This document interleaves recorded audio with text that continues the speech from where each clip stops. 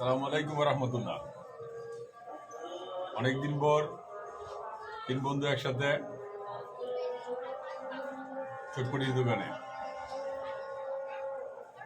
সম্পর্ক যতই গভীর হোক, যোগাযোগ না থাকলে সেই সম্পর্ক টিকে থাকে না। তাই বন্ধু বলো, আত্মীয় বলো, কমিউনিকেশনটা ইম্পর্টেন্ট।